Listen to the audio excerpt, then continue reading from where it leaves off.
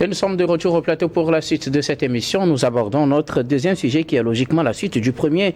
Deuxième sujet intitulé Processus de Luanda, Kinshasa et Kigali se rejettent la responsabilité de l'absence d'accord. Alors, il faut dire que ce mardi, ce mardi ou ce début de semaine, le ministre des Affaires étrangères de la République démocratique du Congo, il a présenté les 3 obstacles qui freinent le processus de Luanda devant le Conseil de sécurité des Nations Unies lors d'une séance d'information sur la région des Grands Lacs et la mise en œuvre de l'accord de paix, la sécurité et la coopération en République démocratique du Congo.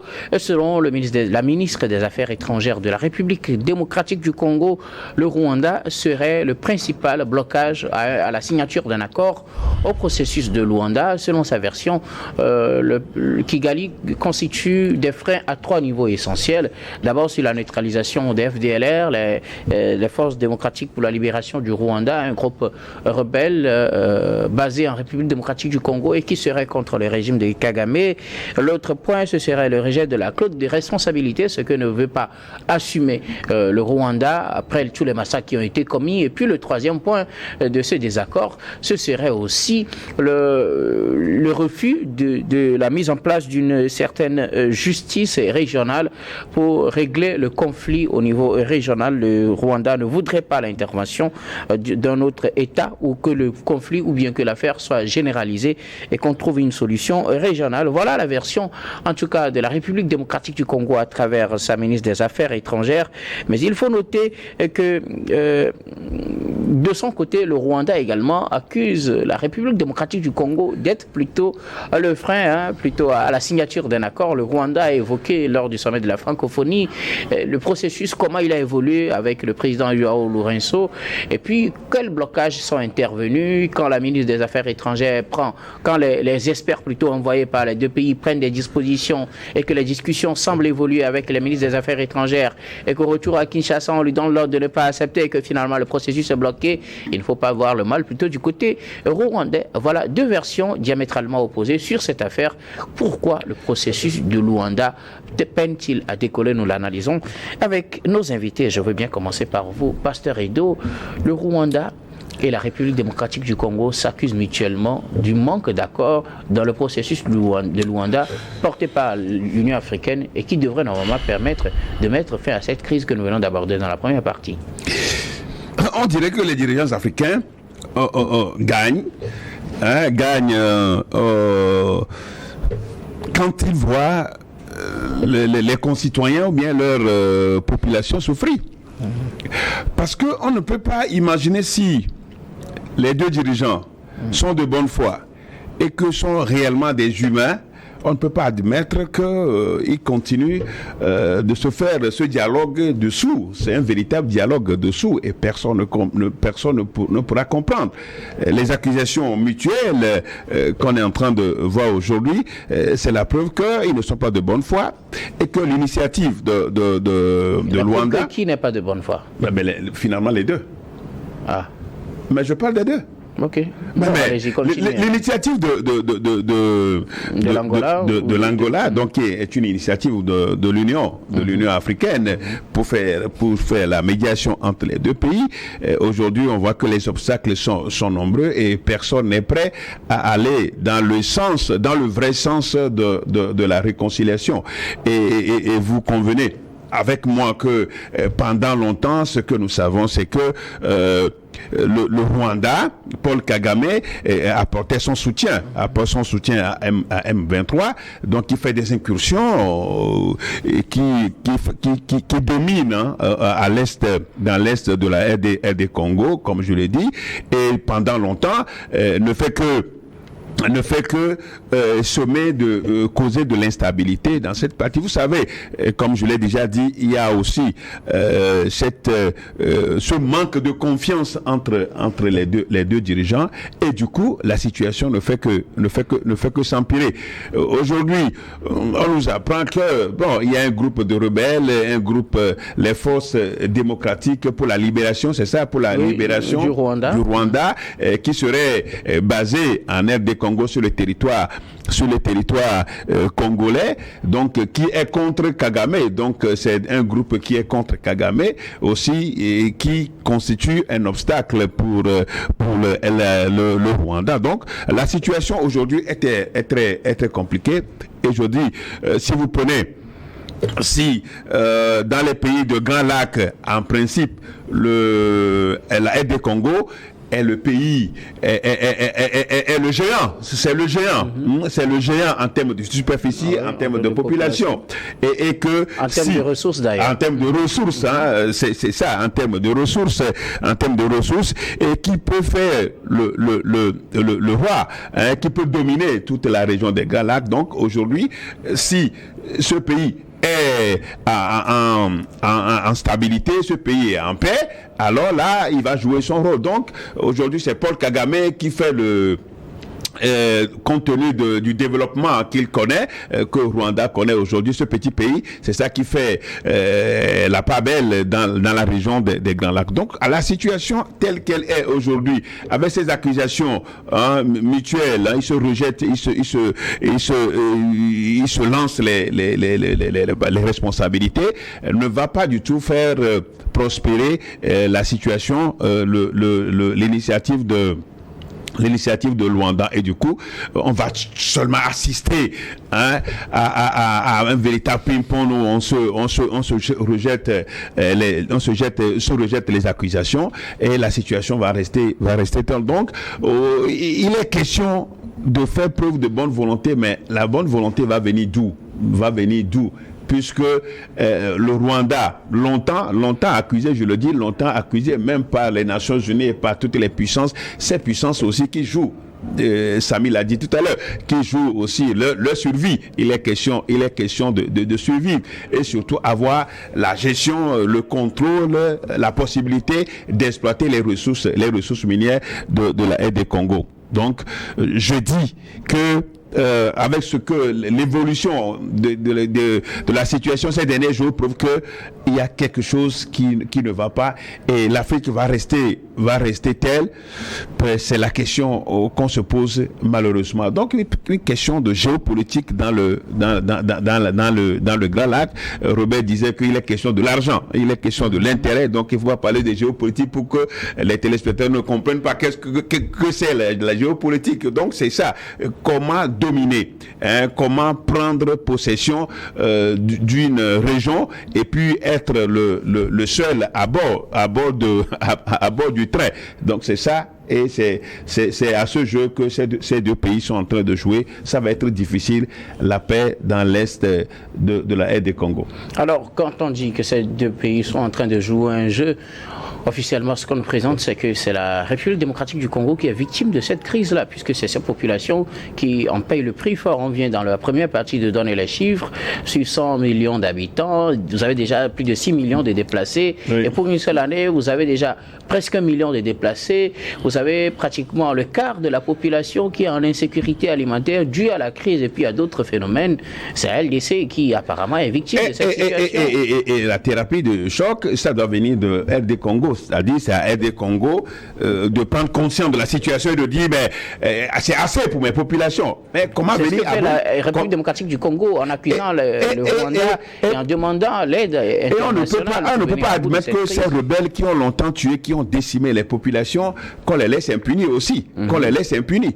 Donc favoriser l'impunité, ça ne peut pas prospérer non plus. Et donc, moi je suis d'accord que RD Congo dit non, nous ne pouvons pas laisser, nous ne pouvons pas amnistier ces gens-là parce que pendant longtemps, ces gens sont semés de l'insécurité, ont tué les populations et continuent juste de gagner même de terrain.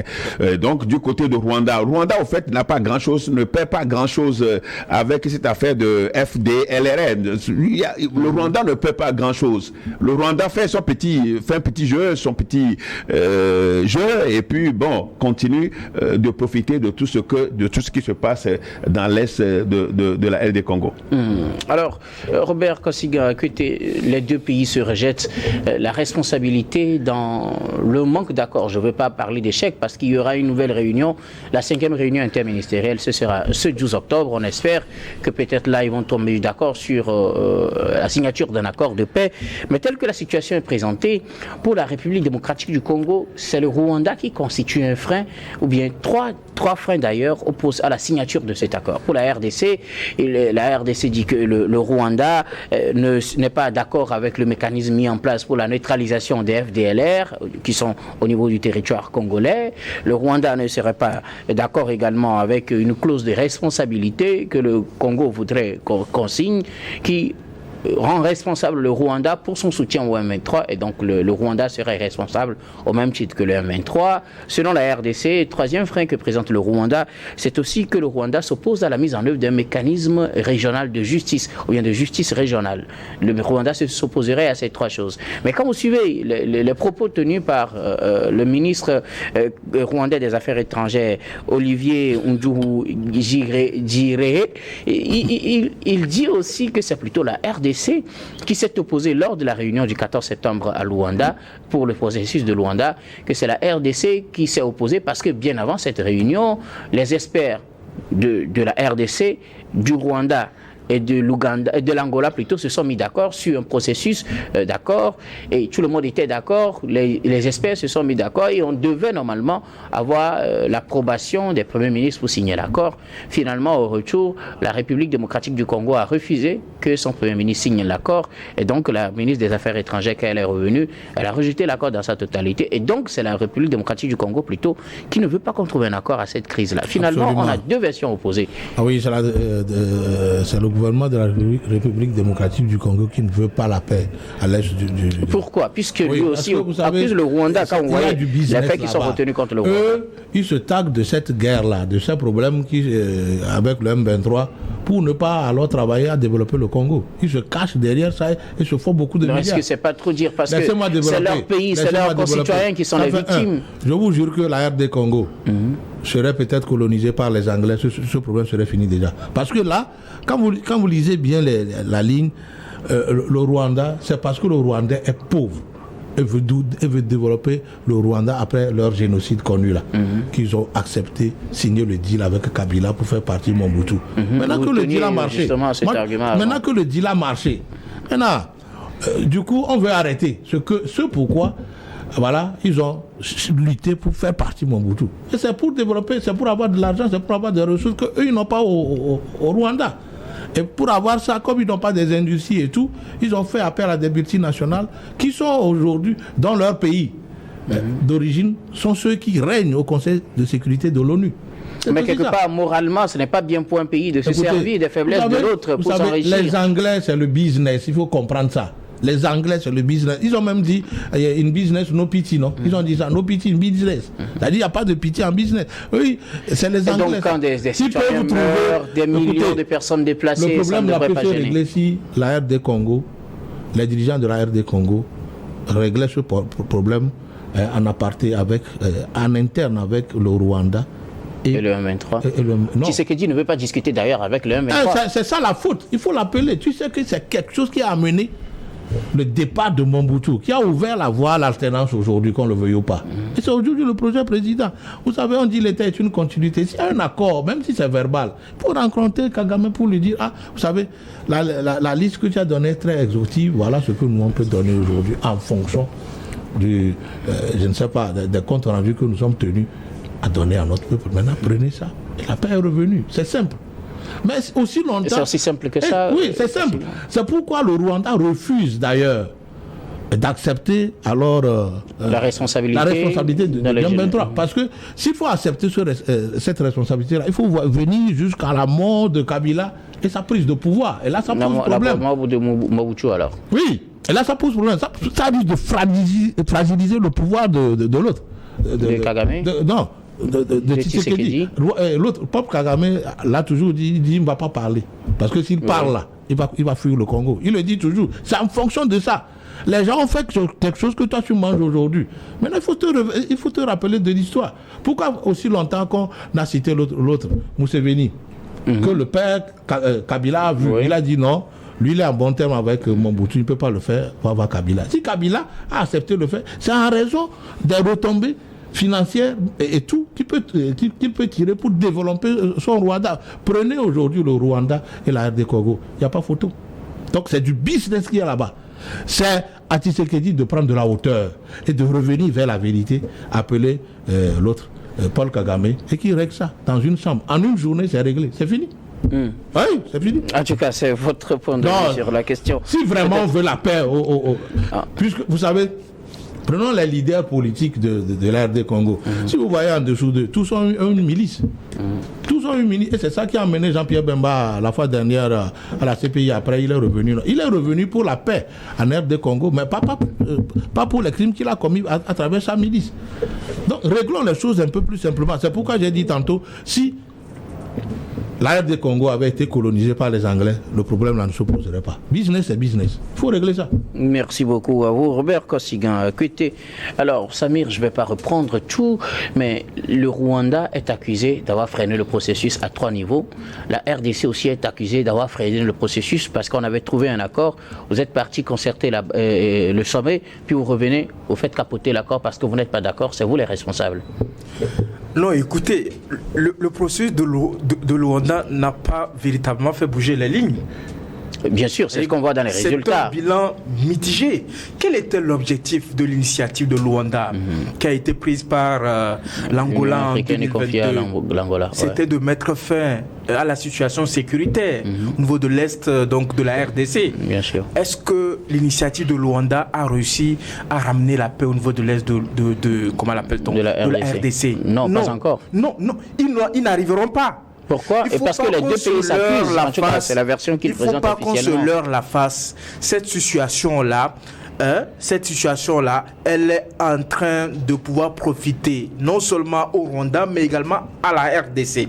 Ce qu'il faut dire, c'est que nous ne pouvons pas comprendre qu'aujourd'hui, quand vous prenez cette partie donc de l'Afrique, où il y a le Rwanda, il y a le Burundi, il y a l'Ouganda, la RDC, et qu'on dise que parmi tous ces pays-là, le pays le plus nanti en termes de ressources naturelles, en termes de richesse, c'est la RDC.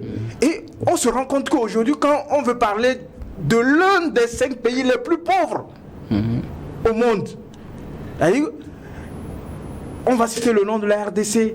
Et quand on dit qu'il y a 6 pauvres, par exemple, au niveau de l'Afrique subsaharienne, 1 sur 6 personnes pauvres au niveau de l'Afrique subsaharienne résident en RDC. Quel contraste!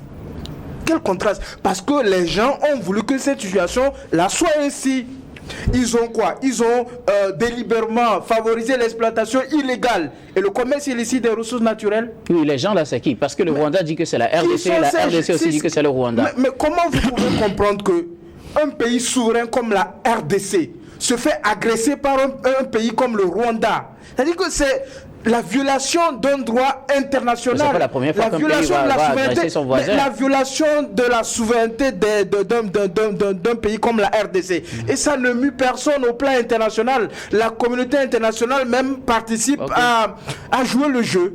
La communauté internationale est en train de jouer le jeu véritablement. Parce que quand vous regardez un peu aujourd'hui, quand le Rwanda évoque la question de la neutralisation de FDLR et la RDC évoque la question du retrait du Rwanda de l'Est de la RDC, la question de la mise en place de mécanismes de justice régionale, par exemple. Mais vous voulez aller à un accord. Et le projet d'accord stipule véritablement que parmi les clauses au niveau de ce projet d'accord, vous devez accepter vous retirer de l'Est de la RDC. C'est-à-dire que le Rwanda doit pouvoir accepter se retirer de la RDC.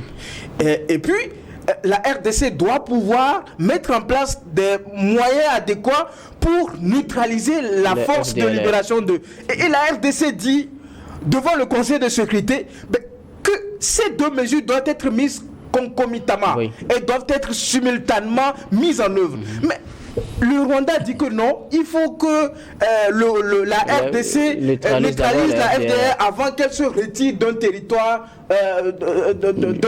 dont ils ont violé l'intégrité donc de ce territoire. Parce que rien ne peut justifier à ce que les forces de défense et de sécurité rwandaises s'installent sur le territoire congolais. Rien. Qu'est-ce qui peut justifier cela? Pour Kosigan, c'est un accord trouvé des années plus tôt sur lequel il faut revenir pour que tout soit clair. Mais quel accord? En droit international, qu'est-ce qu'on dit? L'intégrité d'un territoire est inviolable. C'est un principe sacro-saint. Maintenant, même si les dirigeants trouvent un accord quelque part, ce n'est pas valable. Je veux comprendre, Samir, je vous pose une question, répondez à la question. Si les dirigeants trouver un accord qui, normalement, est en violation de ce droit international, ce n'est pas valable. Mais quel accord? Pourquoi vous voulez que la RDC et le Rwanda signent un accord? Au nom de quoi? Mais vous devez demander au Rwanda de retirer ses forces de l'Est de la RDC. C'est pour ça que moi je ne comprends pas l'attitude du président congolais. Vous avez vu le spectacle qu'il nous a présenté au dernier sommet de la francophonie? Ben, il est parti puisqu'il estime que Macron n'a pas évoqué la crise dans son discours. Comment? Est-ce qu'il était obligé d'y aller? Il espérait qu'on aurait pu trouver un accord. Mais le monsieur, il est allé à Paris se pavaner un peu. Et quand le moment est arrivé d'aller aux travaux en huis clos, il s'est retiré. Mais j'ai toujours dit cela. Monsieur Tshisekedi n'a pas la trempe d'un dirigeant qui peut ramener la paix en RDC, surtout au niveau de l'Est de la RDC. Vous vous rappelez bien de son discours que le jour où le Rwanda attaque la RDC ouvertement, il va réunir les deux chambres du Congrès et il va déclarer la guerre au Rwanda. Qu'est-ce qu'il en a fait après? Ce sont des discours électoralistes. Il voulait être relevé à la tête de la RDC. Que la situation s'embrase encore. Ce qu'il faut dire aujourd'hui, c'est que vous êtes en face d'une initiative qui permet à la RDC et au Rwanda de gagner le temps. Parce que cette guerre profite au Rwanda. Parce que ça lui permet non seulement d'avoir une pression sur le M23 que la RDC ne considère pas comme un interlocuteur. Les combattants de M23 que la RDC ne considère pas comme étant des Congolais. Pourtant, le Rwanda oblige la RDC à négocier avec le M23 ce que la RDC et ce que la RDC n'est pas prête à faire aujourd'hui. Le deuxième point, ce que vous avez aujourd'hui au niveau de la RDC, des intérêts des puissances occidentales qui sont en jeu. Et donc, devant les caméras, ils tiennent un discours comme ce que Paris est en train de faire. Devant les caméras, ils tiennent un discours comme s'ils ont un intérêt à ce que la RDC retrouve la tranquillité au niveau de cette partie-là. Sauf que derrière, les multinationales qui sont à l'intérieur là-bas, les multinationales qui sont à l'extérieur et qui favorisent non seulement l'exploitation illicite des ressources naturelles, mais également la prolifération du trafic des armes. C'est un créneau important pour faire circuler les armes. Et donc, ce sont des intérêts stratégiques de ces grandes puissances-là. Et donc, aujourd'hui, pourquoi j'ai dit que le processus de Luanda est mort-né? Ce dont nous sommes sûrs aujourd'hui, si aujourd'hui, ceux qui dirigent ce monde-là, c'est-à-dire les grandes puissances, décident que la paix revienne au niveau de la RDC, je vous assure, il suffit qu'ils sortent et puis qu'ils disent que la paix revienne en RDC et la paix va revenir. Le M23 va dégager de là, le Rwanda aussi va dégager de là. Mais sauf que, à l'heure où nous sommes en train de parler, ces puissances occidentales-là, notamment la France, la Belgique, les États-Unis, mais même l'Organisation des Nations Unies, ce sont eux qui encouragent le processus de Luanda parce qu'ils ont un intérêt. Cet intérêt, c'est que les armes continuent par crier au niveau de la RDC, que les populations congolaises continuent par perdre des vies, que les violences continuent par être perpétrées, du moment où ça leur permet de pouvoir exploiter illégalement et de faire sortir les ressources naturelles et les mettre dans un circuit de commerce illicite et de faire circuler les armes, du moment où leurs intérêts sont protégés et garantis, ils n'ont pas à regretter quoi que ce soit. Donc, cette initiative de Luanda, je pense que la RDC doit rapidement quitter la table de négociation et revenir remobiliser les forces au niveau de ce pays-là. Ce sera la force contre la force. Mais quand vous êtes agressé, qu'est-ce qu'il faut? il faut répondre par la force. Merci beaucoup. À vous, Samir Rossama. Pasteur, vous voulez ajouter quelque chose? Non, c'est juste une question de rapport de force. Et ce que moi je suis en train de voir, on appelle c'est un cul-de-sac ou bien une voie, c'est une impasse totale. Parce que les intérêts stratégiques et économiques sont tellement énormes que les responsabilités, les deux vont continuer à se rejeter les responsabilités, et que, je l'avais déjà dit, que le sommet de la francophonie, pour que Macron puisse dire qu'il va essayer de rapprocher les points de vue et trouver peut-être assurer la médiation, c'était juste quelque chose, c'est du bluff. Et aujourd'hui, les preuves sont là. Donc c'est pour dire que il est question aujourd'hui pour RD Congo de faire usage de rapport de force. C'est-à-dire RD Congo est agressé. Et ça, ils doivent réagir, vous rejoignez le point de vue de Samir. Mais ils doivent réagir. Ils doivent réagir. Allez trouver des moyens nécessaires, des recettes nécessaires pour venir... Pour dégager le Rwanda. Mais pas dégager le Rwanda, mais dégager M23. Dégager M23. Okay, d'accord. Dégager M23. Tous ceux qui soutiennent M23. Parce qu'aujourd'hui, les intérêts vont continuer à exister dans l'est de RD Congo, parce que chacune de ces puissances trouve sa part, et c'est comme ça va rester. Il revient à Etienne Tshisekedi. Tshisekedi, justement, d'user de force. C'est-à-dire il faut aller force contre force pour voir qui justement pourrait l'emporter sur le site. Ce n'est pas le cas. L'initiative de Luanda, c'est diplomatique. Hein? C'était pour résoudre, voir si diplomatiquement on peut résoudre et aujourd'hui la diplomatie a montré ses limites, et ça ne peut que continuer par exister, par perdurer, et malheureusement ce sont des millions des Congolais et des Congolaises qui sont en train de souffrir. Et la preuve, vous voyez ceux qui quittent les déplacés qui n'ont rien et qui seront soumis seulement au contrôle, ou bien peut-être au soutien humanitaire des organes des Nations Unies. Oui, conséquent rapidement. Le pasteur et notre juriste m'ont donné raison. Vous savez, c'est le côté là qui est officiel, qui guide maintenant l'officiel. C'est parce que justement, Tshisekedi, étant allé à l'école, veut surfer sur le droit de non-agression des territoires pour annuler ce qui a été un accord signé entre Kabila et le Rwanda. Puisque les Rwandais sont là, Kagame est là. Il sait ce qui s'est dit, les deux se sont dit.